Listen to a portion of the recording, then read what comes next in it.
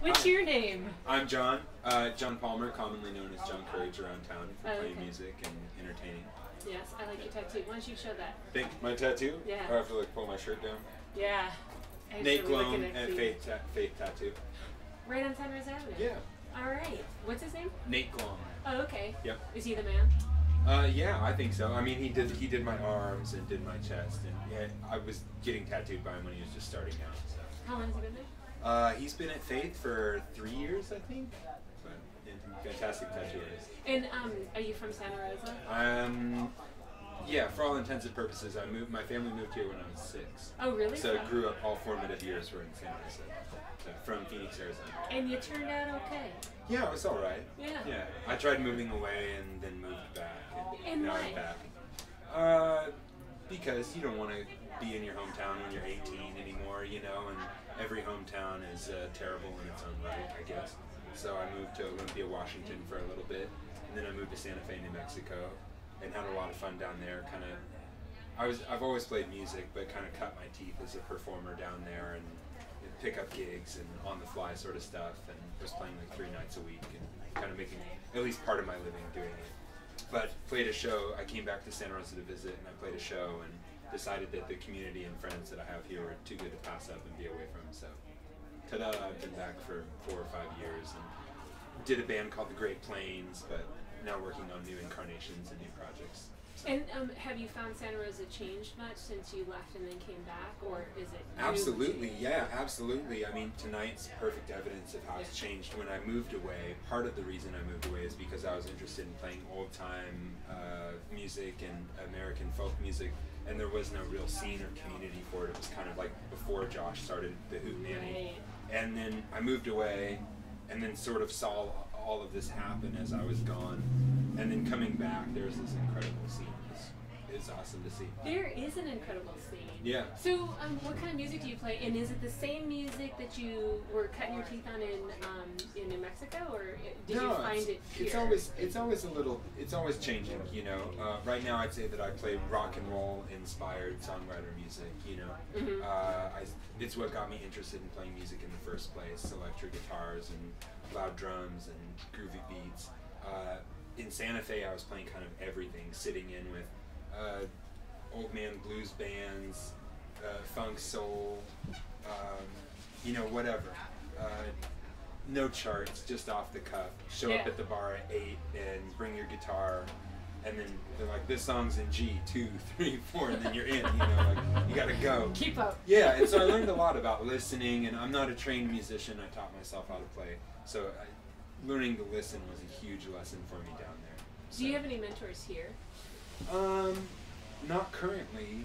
I'm thinking about it, you know, and I'm always evaluating who I could study with. In Olympia, I took a couple of jazz guitar lessons, and in Santa Fe was sort of like everybody was giving me lessons in a sense, you know, because I was the young guy. I was the youngest guy by about 15 years on any given night. Yeah. So it's all kind of like an older crew allowing me in, giving me little tips and pointers and stuff. So. What inspires you about being in Santa Rosa? Like, are there any musical influences that you're seeing now, or that you had when you were, say, 6 or 8 or 10?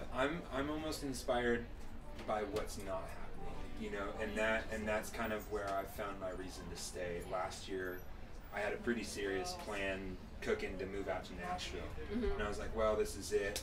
I was, you know, I'd just turned 30 a couple of years ago, and I was like, this is my move, this is the time I take that next step. I move to an industry town and go for it.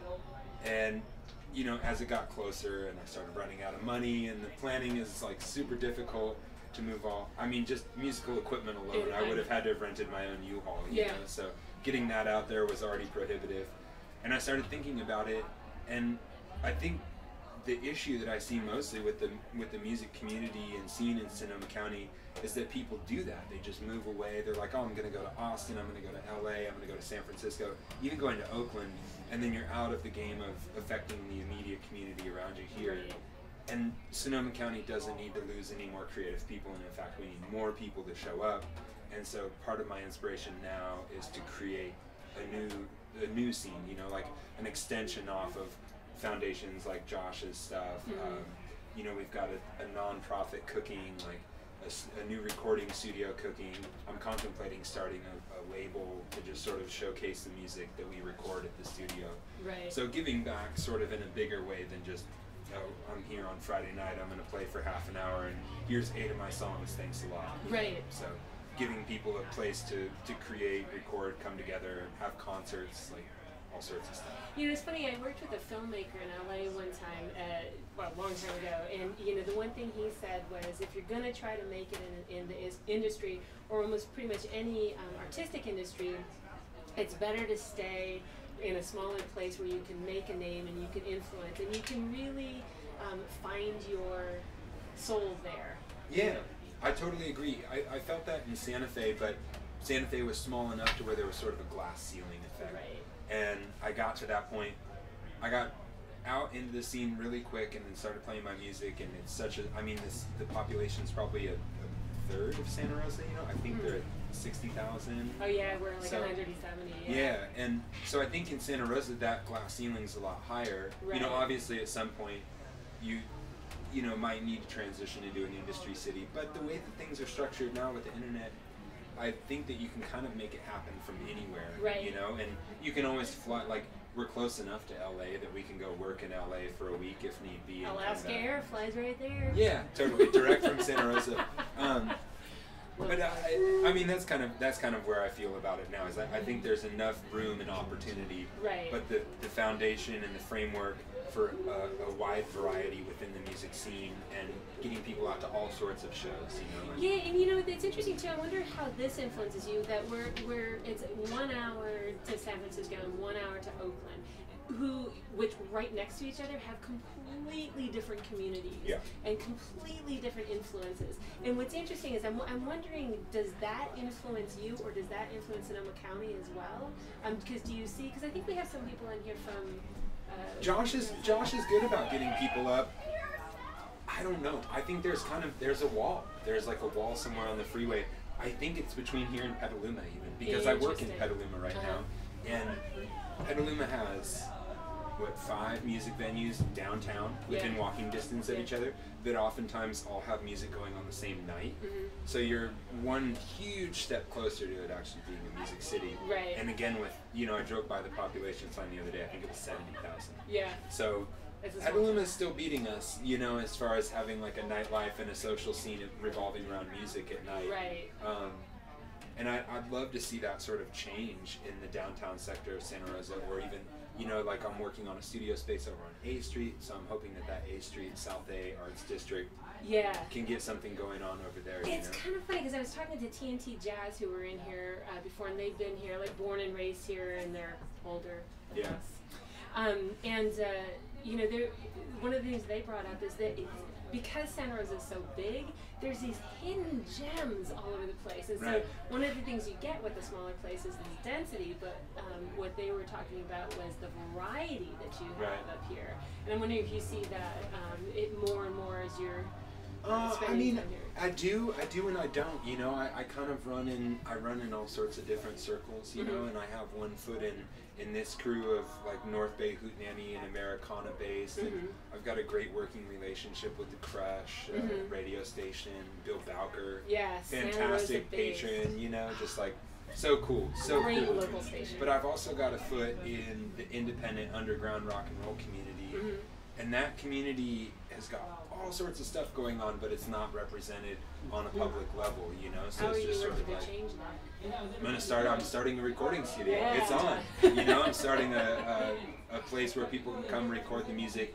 and then get it out just on a local level, you know. Yeah. So I think there's a lot of change that could come out of that, just because we're fed a certain way to do something as artists, and I believe in doing it sort of the opposite way. Right. You know, I mean, after 15 years of trying to do it the way that's prescribed and play by the rules online, and I update my status online, and I try to stay engaged with my followers, and I pay Facebook money to advertise. Forget it. I think it's all about interfacing with people directly, playing music, having people come to see music. Yeah. Take home a tape, a CD, a download card, whatever it is. Check out the music next time it comes around, and tell a friend. Okay, here's the last question for you. All right. And especially since you've been here since you were so young. If I were a visitor, yes, and I didn't know Santa Rosa, what would you tell me to do? What would I tell you to do? Or go or see? Is there a time of day involved? No, whatever. Whatever. Well, I think I'm into downtown. You know, like I've ever since I moved out of my parents' house. Like I grew up on both far reaches of suburbia, and then when I moved out on my own, I vowed that the only place that I would live in Santa Rosa was downtown. So I've lived, you know, 1 block from the library. Currently, I live 2 blocks that way. Yeah. So I really believe in downtown Santa Rosa. I think it's worth checking out. Railroad Square obviously is my current haunt. Yeah. I like the South of A district, the arts district there. Gorgeous. You can make it for an arts walk. Spinster Sisters, Naked Pig, killer restaurants. So I think, yeah, downtown Santa Rosa, I think, is definitely. And then Annandale, of course, is a fantastic natural resource. It is. Yeah. Thank you so much. Thank you.